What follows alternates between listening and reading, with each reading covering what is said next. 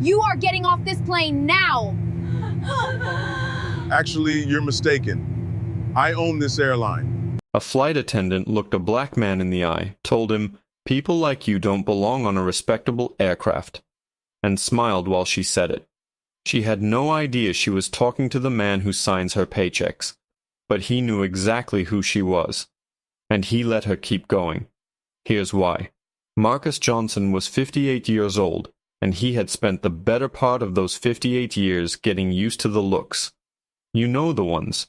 That slow, uncomfortable scan people do when they see a big black man walking toward them and their brain starts running calculations it has absolutely no business running. Marcus had seen that look in grocery stores, in hotel lobbies, in boardrooms, and now, apparently, in Gate B14 of Hartsfield-Jackson Atlanta International Airport on a perfectly ordinary Saturday morning. He was 6'2", broad-shouldered, built like someone who used to play college ball and never fully let it go. He was wearing faded dark jeans, the comfortable kind, broken in over years of actual use, not the kind you buy pre-distressed from a boutique for $200. A plain white t-shirt, clean white sneakers, and on top of his head, sitting at a slightly relaxed angle, a baseball cap with 7 words printed in bold white letters across the front. Make Iran great again. No bodyguards, no personal assistant clicking away on a laptop 3 steps behind him, no tailored blazer, no luxury carry-on with gold hardware, no first-class lanyard, just Marcus. Just a passenger. That was exactly how he liked it. Quiet, invisible, no fanfare. He had built his entire travel philosophy around one simple idea. The less people knew about who he was, the more clearly he could see who they actually were. And that cap? That cap was his little experiment, his social barometer, his favorite chaos generator. His best friend Kamal, Iranian by heritage, absolute legend by reputation, had given it to him 3 years ago as a joke birthday gift. They had both laughed until their eyes watered when Marcus first put it on. "You are going to cause so many problems with that thing," Kamal had said, wiping tears from his face. Marcus had grinned and said, "Good. I'm tired of people being comfortable around me for the wrong reasons." 3 years later, the cap had never let him down. FlyEdge Airlines, Flight 447, Atlanta to Los Angeles. Scheduled departure, 9:15 a.m. Marcus moved through the boarding line with the calm, unhurried energy of someone who had absolutely nowhere to rush to, which was ironic, considering the meeting he had in L.A. later that afternoon. He scanned his boarding pass, nodded at the gate agent, and made his way down the jet bridge with his single carry-on slung over one shoulder. Economy class, row 14, seat C, aisle seat, because Marcus was not about to spend 3.5 hours climbing over strangers every time he needed to stretch his legs. He settled into his seat, tucked his bag into the overhead bin with practiced efficiency, and pulled out his phone and wireless headphones. The seat next to him, the window seat, was occupied by an older gentleman who was arranging a small stack of printed documents on the tray table with the focused precision of someone who had been organizing research materials for decades. The man was 71 years old, with a neatly trimmed gray beard, warm brown eyes behind wire-rimmed glasses, and the kind of calm, dignified presence that made you feel like you were sitting next to someone who had genuinely seen the world and had interesting things to say about it. His name was Davud Karimi, Professor Davud Karimi to be precise, and he was flying to Los Angeles for an academic conference on Middle Eastern historical studies. When Professor Karimi glanced up from his papers and noticed the cap, his eyebrows rose, just slightly, just for a second, and then a wide, genuine smile spread across his face. "Where did you get that?" he asked in English with a gentle Persian accent. "Ordered it online," Marcus said, the corner of his mouth pulling into a grin. People look at it and either laugh or get a look on their face like they just bit into a lemon. Honestly, both reactions make my day. The professor chuckled. A real, full chuckle, the kind that comes from the belly. My daughter would love this, he said, shaking his head with amusement. She has a very sharp sense of humor. Smart woman, Marcus said. They talked for a few minutes while the plane filled up around them.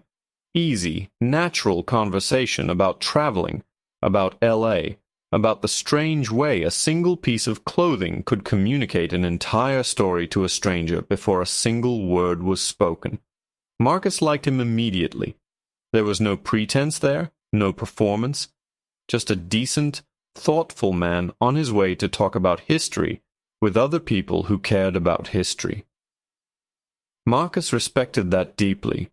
The cabin was filling up steadily. Passengers shuffled down the aisle, hoisting bags into overhead compartments, trading polite half-smiles with their seatmates, doing the universal airplane shuffle of awkward body angles, and muttered, "Excuse me," apologies. Standard pre-flight choreography. Marcus put one earbud in, kept the other out, a habit, and scrolled through his phone. That was when he noticed the man in row 3. White guy, maybe 40 years old, heavy-set, wearing a red baseball cap with the letters MAGA printed across the front in white. Loud phone call, feet stretched into the aisle, jacket thrown across the empty seat next to him like he owned the real estate, completely unbothered. Not a single flight attendant had so much as glanced in his direction.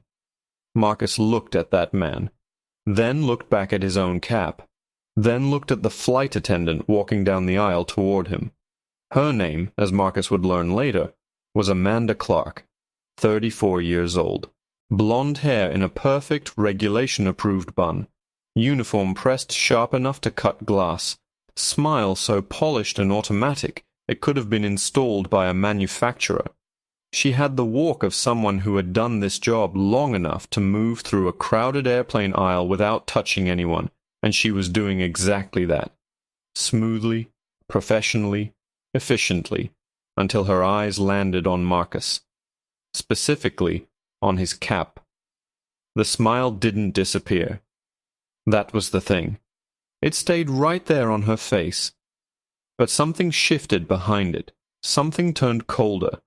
Like a light dimming just enough that you notice the room is slightly darker, but can't immediately explain why. She stopped at row 14, squared her shoulders, crossed her arms in that particular way that people do when they've decided they're about to be in charge of a situation. "Sir," she said, in a tone so carefully measured it could have been used to teach a customer service masterclass. Polite on the surface, steel underneath. "I'm going to need to ask you to remove that hat. It may cause discomfort to other passengers." Marcus slowly lowered his phone.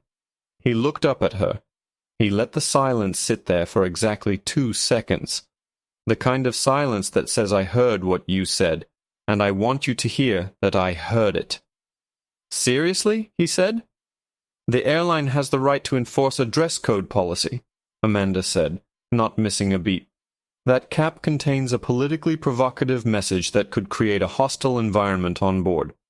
Marcus didn't raise his voice. He didn't lean forward. He just turned his head, slow and deliberate, and looked at the man in row 3. Red cap, MAGA, still on his head, flight attendant nowhere near him. "You're going to ask him to take his off," Marcus said, nodding toward row 3. Amanda did not look. Not even a flicker of her gaze in that direction. "Sir, I'm addressing you." Professor Karimi, sitting quietly at the window seat, had gone very still. He'd set down his pencil. He was watching Amanda with the calm, assessing expression of a man who had lived 71 years and recognized exactly what kind of moment this was. He murmured something under his breath in Persian. It wasn't loud, but the tone of it was unmistakable. The low, quiet sound of deep disappointment. Marcus turned back to Amanda. He held her gaze. He kept his voice even, measured, almost conversational. because he had learned a long time ago that the most powerful response to someone trying to get a rise out of you is to simply refuse to give them one. "No," he said. "I'm not taking it off." And just like that, the smile was gone. The polished, professional, 1,000 flights practiced smile that Amanda Clark had been wearing like a mask completely disappeared from her face. What replaced it was something raw, something more honest, and honestly, way more revealing. Marcus noticed. Professor Karimi noticed, and from across the aisle, a 23-year-old college student named Tyler Brooks, window seat, row 15, who had been watching the whole exchange with his jaw slowly dropping, quietly, almost instinctively, reached into his hoodie pocket and pulled out his phone. He hit record. What happened next lasted exactly 4 minutes. 4 minutes. That's it. Less time than it takes to reheat leftovers. Less time than the average commercial break. Less time than most people spend deciding what to order at a drive-thru. But those 4 minutes, every single second of them, were being captured on the phone camera of 23-year-old Tyler Brooks, sitting one row back across the aisle, who had initially pulled out his phone thinking he was about to record something mildly awkward and maybe a little funny. He was not prepared for what he actually got. Amanda had stepped back from row 14 with the tight, controlled energy of someone who had made a decision and was now committed to seeing it through regardless of how it looked. She moved to the front galley area, picked up the internal crew phone and made a call. Her voice was low, professional, clipped, the kind of voice people use when they want to sound like they're following procedure and not like they're personally invested in the outcome. 2 minutes later, Greg Hoffman appeared. Greg was 45 years old, and he looked like a man who had been tired since approximately 2015 and had simply never recovered. Broad through the shoulders, thinning hair combed with the optimistic persistence of someone who refused to accept the situation, a face that had settled into a permanent expression of low-grade resignation. He was the senior flight attendant on this route, and he had clearly seen enough in-flight drama over the years that very little surprised him anymore. He walked down the aisle with the unhurried pace of someone who already knew this was going to be somebody else's headache by the end of the day. He just hadn't figured out whose yet. Amanda leaned in and briefed him in hushed tones, gesturing subtly toward row 14. Greg listened, nodded. Then he looked over at Marcus with an expression that could only be described as man. "Why are you doing this to me on a Saturday?" He stopped at row 14, cleared his throat. "Sir," Greg said, in the flat, bureaucratic tone of someone reading from an internal policy manual they don't entirely believe in, "we're going to need to ask you to deplane." Marcus looked up from his phone with the calm patience of a man who had heard unreasonable things before and had developed an entire system for responding to them. "On what grounds?" he asked. No heat, no aggression, just the clean, direct question of someone who knew exactly what answer was coming and wanted it said out loud. "Behavior that interferes with the duties of the crew," Greg said. Marcus set his phone face down on his knee. He looked at Greg steadily. "I'm sitting in my seat," he said, slowly and clearly, as if he were reading a statement into a public record. "I'm not talking to anyone. I haven't raised my voice. I have a ticket for this flight. Can you tell me specifically what behavior you're referring to?" Greg opened his mouth, closed it. The look on his face shifted, just for a fraction of a second, into something that looked almost like discomfort, like a man who knows on some level that the ground beneath this situation is not as solid as advertised. But then Amanda stepped in, and whatever moment of hesitation Greg might have had evaporated. She leaned down toward Marcus, close enough that her voice was low, intimate almost, the kind of volume you use when you want most people around you to hear something, but want to maintain the thin legal fiction that you were being discreet. Several rows heard it clearly. Tyler Brooks zoomed in. "People like you," Amanda said, "don't belong on a respectable aircraft."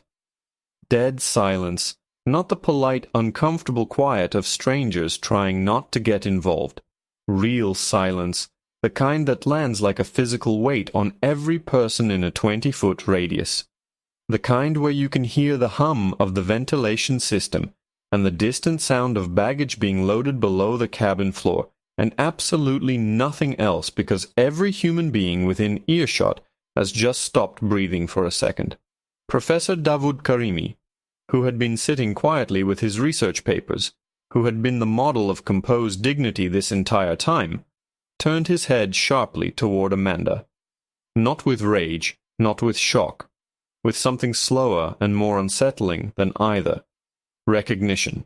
The recognition of a 71-year-old man who had spent his entire life being looked at a certain way in certain rooms, and who knew, bone deep, without any doubt, exactly what those words meant, and exactly why they had been chosen.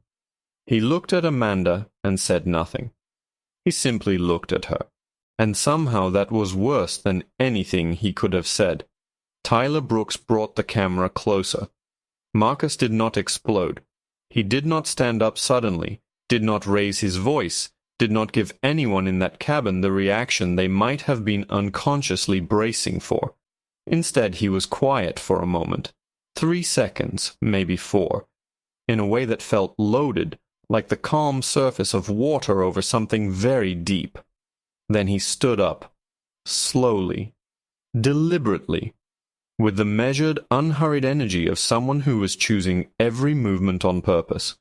He reached up to the overhead bin, unlatched it without rushing, and pulled out his carry-on. He straightened his shirt. He adjusted his cap, not removing it, just setting it back into place with a small, precise motion that managed to say everything without saying a word. 2 ground security officers had appeared in the forward doorway. Solid, expressionless, the kind of men whose job is to show up and be large, and not ask too many questions about the context. They stood there in the entrance of the jet bridge, looking like a human semicolon. Present, immovable, waiting. Marcus picked up his bag. He looked at Greg one more time. Not with anger, more with the particular quiet kind of disappointment that hits harder than anger because it carries no surprise in it. Then he started walking. The cabin was still silent as he moved down the aisle. Passengers sat with their eyes cast slightly downward. The universal body language of people who know something wrong is happening and have made the calculation, consciously or not, to let it happen without them. A woman in row 10 stared at the headrest in front of her. A man in row 7 suddenly found his phone very interesting. A teenager in row 11 looked directly at Marcus and then looked away when Marcus glanced back. People like that. Dude, that phrase just sat in the air of that cabin like smoke. Professor Karimi did not look away. He kept his eyes on Amanda, steady, level, unwavering, from the moment Marcus stood up until the moment Marcus reached the door. Amanda noticed. Of course she noticed. She kept her posture straight, kept her expression professional, but something in her shifted under that gaze, a barely perceptible tightening around the eyes, the slight stiffness of someone who is suddenly aware that they are being seen very clearly by someone who understands exactly what they just did. She looked away first. Out in the terminal, the jet bridge door closed behind Marcus with a soft mechanical click that somehow felt louder than it should have. He walked to a row of seats near the gate windows, the big ones that look out over the tarmac, and sat down. Outside, the plane was still there. Ground crew moving around it. Morning Georgia sunlight hitting the tarmac in that flat, bright way it does in early fall. Normal. Ordinary. Like nothing had happened. Marcus reached into his pocket and pulled out his phone. He scrolled to a contact, tapped it, and put the phone to his ear. It rang once. "It's me," Marcus said when the other end picked up. A pause. "Yeah, we need to have a conversation about FlyEdge. I'll explain when I see you." Another pause. "No, I'm fine. Just book me the next flight out." He listened for a moment. "Doesn't matter which airline." He ended the call. 30 seconds, start to finish. He slipped the phone back into his pocket. Then he took off his cap, the first time he'd removed it all morning, and held it in both hands, looking down at the letters across the front. "Make Iran great again." He turned it over once, ran his thumb along the brim, and then, quietly, almost to himself, in the unhurried way of a man looking at something from a very specific angle that nobody else in the terminal could see, he laughed. Not a bitter laugh, not an angry one. Something quieter and stranger than either. The laugh of a person who has just watched a situation unfold in a way that is almost too perfect, almost too complete in what it revealed, and who finds the whole thing darkly, precisely funny, in a way that would take too long to explain to anyone who wasn't already standing exactly where he was standing. He put the cap back on, adjusted the brim, leaned back in the seat, and across the city, across the state, across the country, Tyler Brooks's 4-minute video was already uploading. Part 3. The Wildfire. By the time Flight 447 reached cruising altitude, somewhere over Tennessee, 37,000 feet above the ground, Tyler Brooks's video had 40,000 views. Let that sink in for a second. The plane hadn't even crossed into Mississippi yet, and 40,000 people had already watched a black man get removed from an aircraft for wearing a cap, while a white passenger 3 rows ahead sat unbothered in a nearly identical political hat. The internet, for all its chaos and noise, occasionally has very sharp eyes. Tyler was sitting in row 15, headphones in, watching the view counter climb on his screen with the expression of a man who had casually tossed a pebble into a lake and was now watching the ripple expand into something that looked less like a ripple and more like a tidal wave. He had posted the video with a simple caption. No dramatic commentary, no lengthy explanation, just the raw footage and 3 words. This just happened. That was it. That was all it took. By the time the wheels touched down at LAX, the view count was at 800,000. By midnight, it had crossed 3 million. The headlines arrived fast and they arrived swinging. Black passenger removed from flight overcap, while white passenger with similar political hat flew undisturbed. FlyEdge Airlines under fire after video shows crew removing black man. People like you don't belong here. Viral video raises serious questions about racial bias in airline enforcement. That last line, people like you, was the detail that every outlet zeroed in on, and understandably so, because those 3 words caught clearly on Tyler's camera, with the audio clean and undeniable, were doing the kind of damage that no corporate statement was going to easily contain. Media commentators were replaying that specific clip on loop. Analysts were dissecting it. Retired civil rights attorneys were being called by news programs for live commentary. The whole thing had that specific accelerating energy of a story that has found its hook and is not letting go. Tyler Brooks, 23 years old, junior year at Georgia State, communications major, guy who mostly posted about college basketball and his dog, suddenly found himself in the middle of a media storm he had absolutely not prepared for. Within 18 hours of posting, his phone had received hundreds of interview requests. Podcast hosts were sliding into his messages. News producers were emailing addresses he didn't even know were publicly listed. A morning talk show reached out asking if he could be on a video call by 7 a.m. the next day. "Dude, that escalated quickly," Tyler told his roommate, sitting on the edge of his dorm bed at 11 p.m., staring at his phone with wide eyes. "I literally just filmed something because it looked messed up. I just hit record. That's it. I just hit record." His roommate looked over from his desk. "You got like 4 million followers since this morning, man." 3.2 million, Tyler corrected automatically, and then immediately looked horrified that he knew that number off the top of his head. He ended up doing 3 interviews over the next 2 days. Nervous, genuine, clearly not performing for the camera, which somehow made people trust him more. He kept saying the same thing in every appearance. "I'm not trying to be a hero or anything. I just—" What she said to him, I couldn't just sit there and let that disappear. Somebody needed to document it. That honesty landed. It landed hard. Amanda Clark had deleted her Instagram by Saturday evening. By Sunday morning, her name was auto-completing in Google from the first 3 letters. Her LinkedIn profile, which she had made private, though not quickly enough, had been screenshotted and shared widely. People were posting reviews of FlyEdge Airlines across every platform they could find. 1 star, hundreds of them, citing the video. The airline's official social media pages had become a full-scale public reckoning.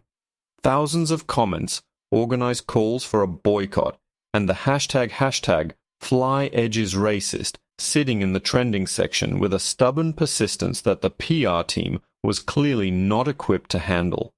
The airline's response, posted late Saturday night after what was obviously a panicked emergency conference call between legal, communications, and senior leadership, read exactly like what it was. FlyEdge Airlines takes all allegations of discrimination seriously and is conducting a thorough internal review of the incident in question. We are committed to providing a safe and respectful experience for all passengers and crew members. We will share updates as our review progresses. The internet read that statement and responded with the energy of people who have heard that exact paragraph, in that exact format, approximately 1,000 times before, and are no longer impressed by it. The comments underneath the post were not kind. The ratio, as they say, was catastrophic. For every person who accepted the statement at face value, there were 50 who pointed out, with considerable specificity, that conducting a thorough internal review and actually doing something are 2 entirely different things. The hashtag climbed higher. Inside FlyEdge Airlines' regional operations office in Atlanta, Derek Walsh, 51 years old, director of operations, a man whose face had permanently settled into the expression of someone who is always approximately 48 hours away from a headache, was sitting at his desk on Sunday morning with a cup of coffee he hadn't touched, and a tablet propped in front of him, showing Tyler Brooks' video for what was probably the 8th time. He had called Amanda Clark and Greg Hoffman in first thing. Greg sat in the chair across from Derek's desk with the posture of a man who understood clearly that the correct strategy right now was to say as little as possible and agree with whatever direction the wind was blowing. He was staring at a fixed point on the carpet approximately 2 feet in front of his shoes, and had been doing so for most of the meeting. Amanda was different. Amanda sat straight. Amanda had the controlled, slightly defensive energy of someone who had decided, on the drive over, that the best approach was confidence, that if she projected enough certainty about her own actions, it might transfer to the room. "I followed procedure," she said, before Derek had even finished his opening sentence. The passenger was creating a disruptive situation. "I responded appropriately to maintain a safe cabin environment." Derek looked at her. Then he looked at the tablet.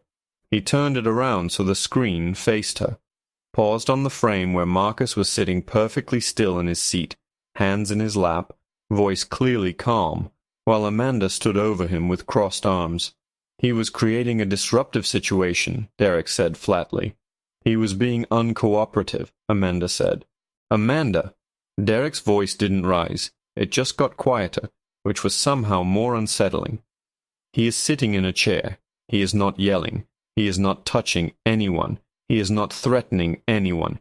He asked a reasonable question and then declined a request that, candidly, I'm not sure we had any legal standing to make in the first place."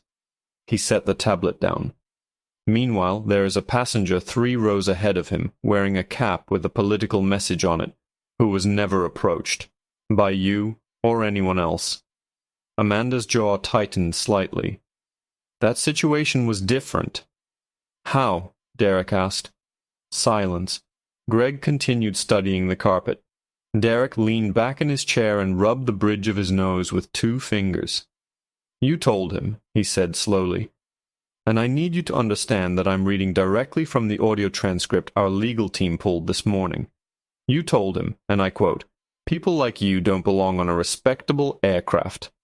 He looked at her. What did you mean by that, Amanda? People like what, exactly? Amanda opened her mouth. Derek held up one hand. Before you answer that, I want you to understand that 3 million people have now heard that sentence. Our legal team has heard it. The 3 news networks that ran this story last night have heard it. He paused. And so has everyone else. His assistant, a sharp-eyed young man named Patrick, who had been standing quietly near the door with a phone in his hand, glanced down at the screen and said, without looking up, 5 million, sir, as of about 20 minutes ago. Derek closed his eyes for exactly 3 seconds. Opened them. 5 million, he repeated, with the measured tone of a man recalibrating in real time. Amanda said nothing. For the first time since she'd walked into that office, her posture had lost some of its certainty. Not collapsed, not broken, but shifted, like a structure that has absorbed one hit too many and is quietly reassessing its own foundation. That same evening, Marcus Johnson was sitting on the back porch of his house in Atlanta's Cascade Heights neighborhood when his phone buzzed. He looked at the screen. Mom, Dorothy Johnson, 79. He smiled and answered. Hey, Mama. Marcus Edward Johnson. His mother's voice had that particular quality it always had when she was choosing her words carefully, warm but deliberate, like someone unwrapping something fragile. I saw that video. Are you all right? I'm fine, Mama. I'm always fine. A pause. The kind of pause that 79-year-old women who have raised sons in America deploy with precision. You were wearing that cap again. It's my favorite cap. Marcus. Mama. Another pause. When Dorothy Johnson spoke again, her voice had softened, moved into a register that Marcus recognized from childhood, the one she used when she was telling him something she needed him to actually hear, not just listen to. Your grandfather used to like provoking people too, she said, walking into rooms where he knew they didn't want to see him, just to make a point, just to see what they'd do. A beat. It didn't always end well for him. Marcus looked out at the yard. The evening light was doing that long, golden thing it does in Georgia in fall, stretching across the grass in warm, unhurried lines. He thought about his grandfather, a man he'd known only through photographs and his mother's stories, a man who had walked through doors that said, in one way or another, not for you, a man who had made a point of walking through them anyway. Mama, Marcus said quietly, Grandpa didn't have what I have. Silence on the line. Then Dorothy Johnson made a small sound, not quite a laugh, not quite a sigh, something between the two. The sound of a woman who raised a man she is simultaneously proud of and perpetually worried about. Just be careful, she said finally. Always, Marcus said. He ended the call, set the phone on the porch railing, picked up his cap from the table beside him, turned it over in his hands, and looked at it for a long moment in the fading light. 5 million people had now watched what happened when he wore it. None of them, not one, knew the part of the story that was still coming. The lobby of FlyEdge Airlines' corporate headquarters in downtown Atlanta was the kind of space that had been designed specifically to communicate one thing. We are a serious company, and you should feel that the moment you walk in. High ceilings, polished marble floors. The airline's logo, a clean, modern swoosh in navy and silver, mounted on the wall behind the reception desk in letters large enough to be seen from the elevator. Everything about the room said professional, established, untouchable. and then the front door opened, and Marcus Johnson walked in. Same jeans, same white t-shirt, same clean white sneakers, same cap. Make Iran great again, sitting at that easy, unbothered angle on his head, like it hadn't spent the past 48 hours becoming one of the most recognized pieces of headwear in the country. No security detail trailing behind him. No assistant with a briefcase full of documents. No lawyer in a sharp suit announcing his arrival. Just Marcus, with his carry-on slung over one shoulder, moving through the marble lobby with the calm, unhurried energy of a man who had every reason in the world to be exactly where he was. Caitlin Moore, 26 years old, front desk receptionist, 2 years with the company, excellent at her job, and completely unprepared for this particular Monday morning, looked up from her monitor with her standard-issue professional smile already deployed. "Good morning. Welcome to FlyEdge. How can I help you?" "I'm here to see Derek Walsh," Marcus said.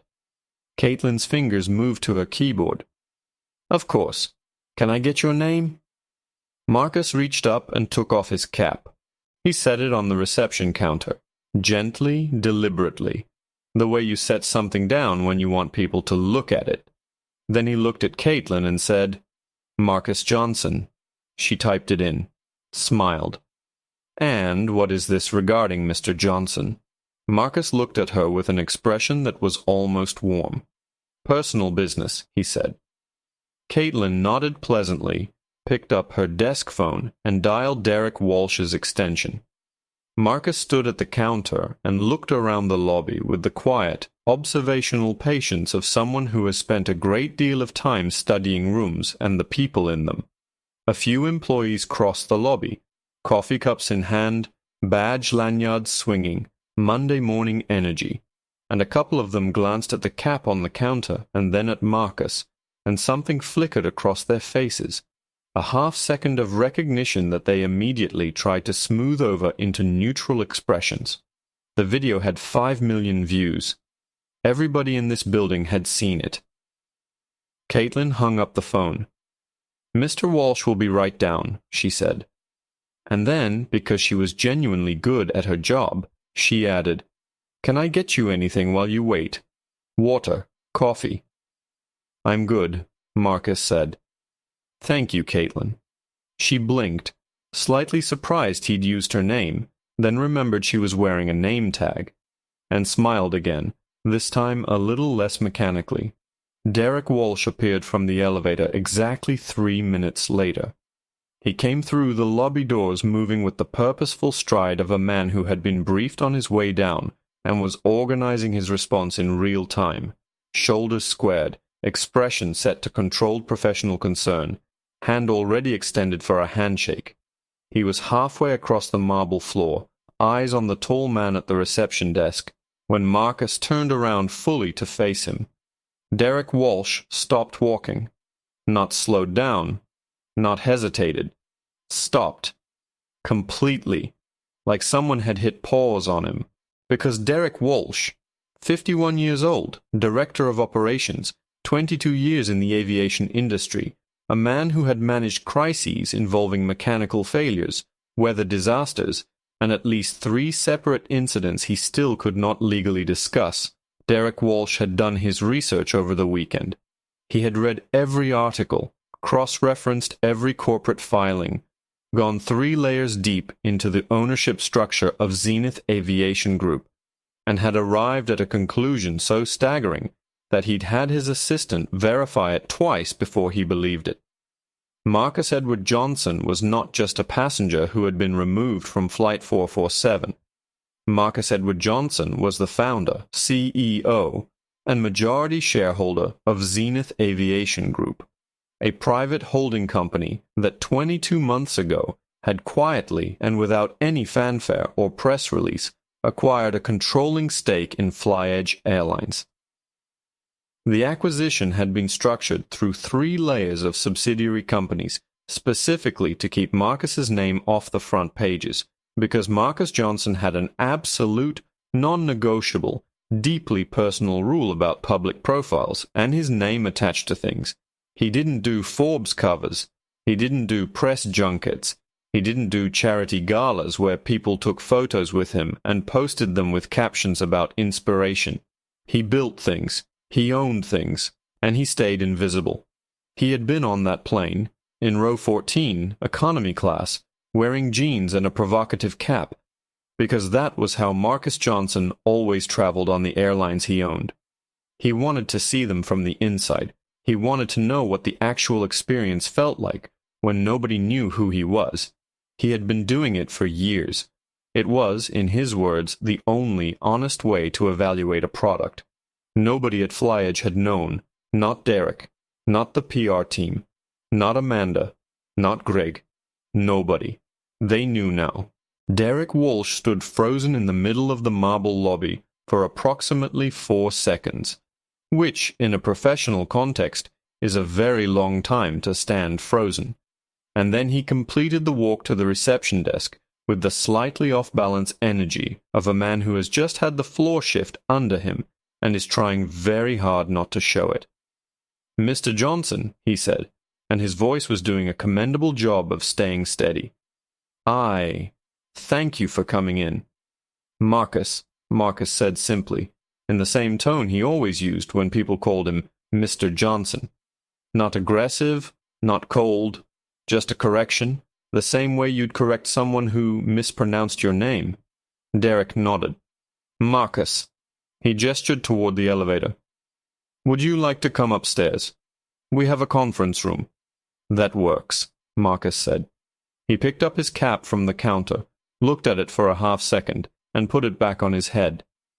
Caitlin Moore watched them walk toward the elevator together, and then sat very still at her desk for a moment, running back through the last 5 minutes, and quietly thought to herself that this was going to be a very significant Monday. The conference room on the 14th floor had glass walls looking out over the Atlanta skyline, a long oval table with 12 leather chairs, and a wall-mounted screen that was currently dark. By the time Marcus and Derek walked in, 3 people from FlyEdge's legal team were already seated at the table with folders open in front of them. Rachel Nguyen, lead corporate counsel, 44 years old, sharp and precise as a surgical instrument. James Okafor, senior litigation attorney, 39, who had the focused stillness of someone who measured every word before spending it, and a junior associate whose name Marcus didn't catch, but who was typing rapidly on a laptop and looked like he hadn't slept since Saturday. Marcus sat down, not at the head of the table, just in a chair along the side, relaxed, one arm resting on the table. Derek sat across from him, trying very hard to look like a man who was not internally reconstructing his entire understanding of the last 72 hours. Then the door opened again. Amanda Clark walked in. She had dressed carefully for this meeting, pressed uniform, hair perfect, the full professional armor, and she walked in with the posture of someone who had decided on the drive over that confidence was the correct strategy and had committed to it. She moved toward the table, pulled out a chair, sat down, folded her hands, and then she looked up and saw who was sitting across from her. The color drained from her face in a way that was almost cinematic. Not gradually, fast like someone had reached over and turned a dial. Her eyes went from Derek to the man beside him, and the recognition hit. The face from the video, the face from every news segment and commentary thread and headline she had spent the last 2 days trying not to look at. And now that face was sitting 12 feet away from her in a corporate conference room, surrounded by lawyers with folders. If Foundation could testify, hers would have had a lot to say. "Miss Clark," Rachel Nguyen said, in a voice that was professionally courteous and revealed nothing. "Thank you for joining us." Amanda nodded. She was working to keep her expression neutral. She was partially succeeding. Marcus looked at her. "Do you remember me?" he asked. His voice was completely calm. No edge, no sharpness. Just a straightforward question delivered in the same, even, unhurried register he'd used every time he'd spoken on that plane. And that calmness, that absolute, unrattled stillness, was somehow more unsettling than any amount of anger would have been. Anger you can respond to, argue against, reframe. Calm just sits there and makes you face the exact shape of what you did. Amanda's mouth opened slightly, closed. "Yes," she said quietly. Rachel Nguyen nodded to the junior associate. He stood, picked up a small remote, and the wall screen came to life. Tyler Brooks's video. Full screen. Crystal clear audio. The room watched it in complete silence, the whole 4 minutes, start to finish, with the kind of focused, wordless attention that a room of lawyers brings to evidence. Amanda sat with her hands still folded on the table and watched herself on screen, and her expression was doing something complicated and not entirely readable, somewhere in the territory between acute discomfort and the slow, unwilling process of seeing something clearly that you had been framing differently in your own head. The video ended. The screen went dark. James Okafor opened the folder in front of him and looked at Amanda over the top of his reading glasses. "Ms. Clark," he said, "at approximately 8:52 a.m. on Saturday morning, you stated to the passenger in row 14, seat C, and I'm reading directly from the audio transcript, 'People like you don't belong on a respectable aircraft.'" He looked up from the page. "Can you clarify what you meant by people like you?" Amanda took a careful breath. "I was referring to the overall situation, the disruptive behavior. The passenger had not raised his voice," Okafor said. "Not aggressively, just precisely. He had not made any physical gestures. He had not used threatening language. He had declined a request and asked a question. That's documented in the crew report, in your own statement, and visible in the footage." He turned a page.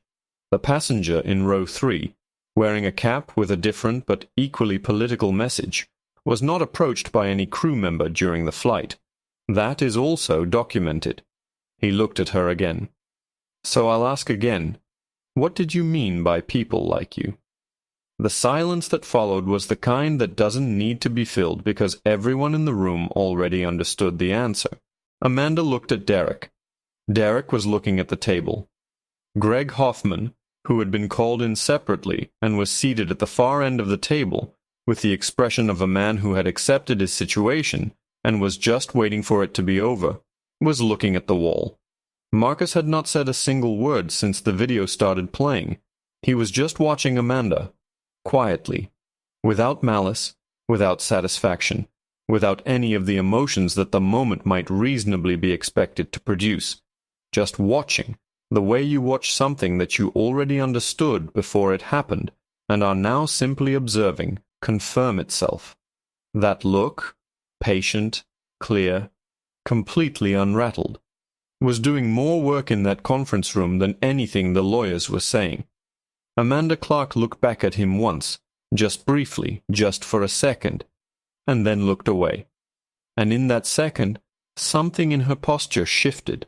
Something in the carefully constructed armor of her confidence developed a crack, small but visible to everyone in that room who was paying attention.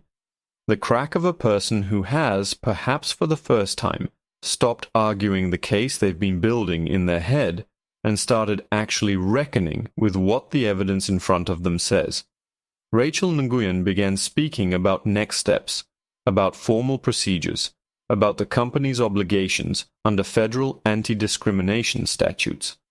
Derek Walsh was nodding and taking notes with the controlled focus of a man who understood that his primary job, right now, was to be visibly part of the solution. Marcus listened.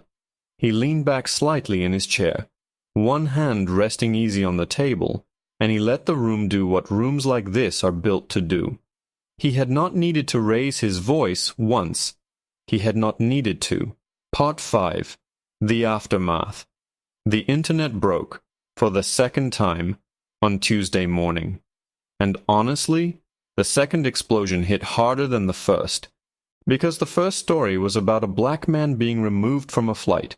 That was enraging, that was viral, that absolutely deserved every bit of attention it got. But the second story had a plot twist that nobody, not the news anchors, not the commentators, not the 5 million people who had already watched the original video, had seen coming.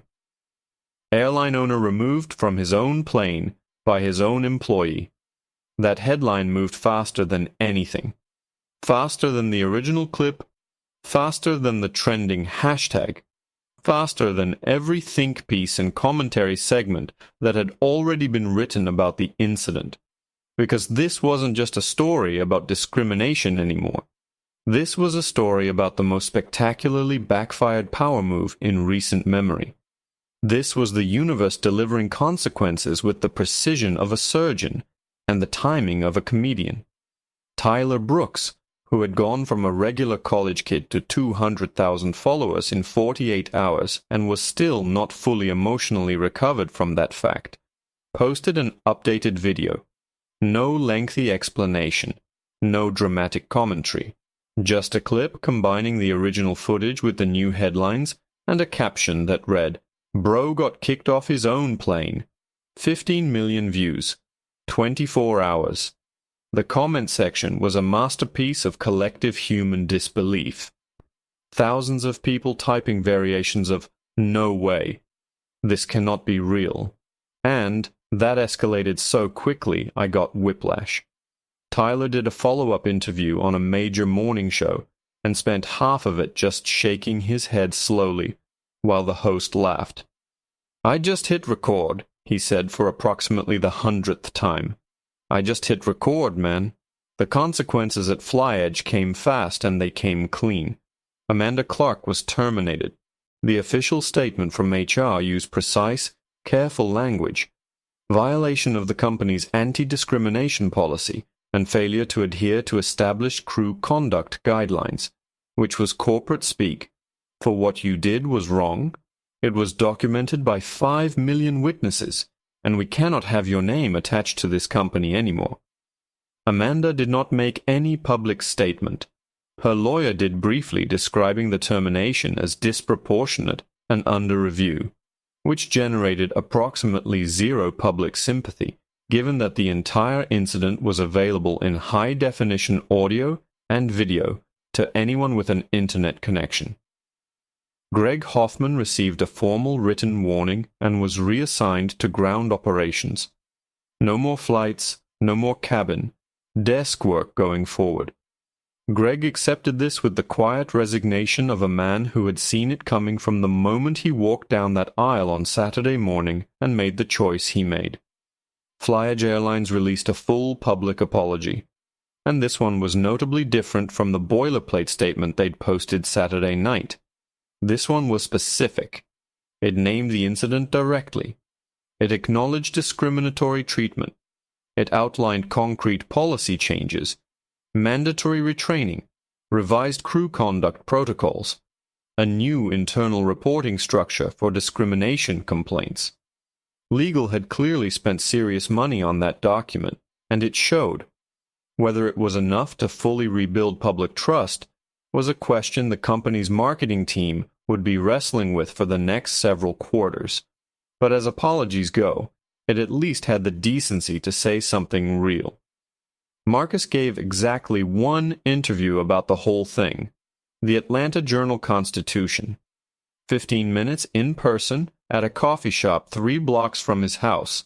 No PR handler sitting next to him. No prepared talking points on a notepad. Just Marcus in.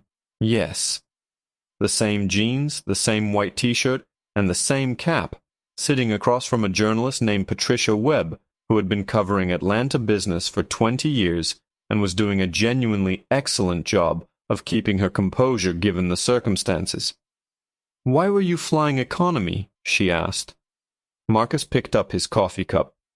"Because it's my airline and I can sit wherever I want," he said simply. Patricia looked up from her notepad. "Why that cap, specifically?"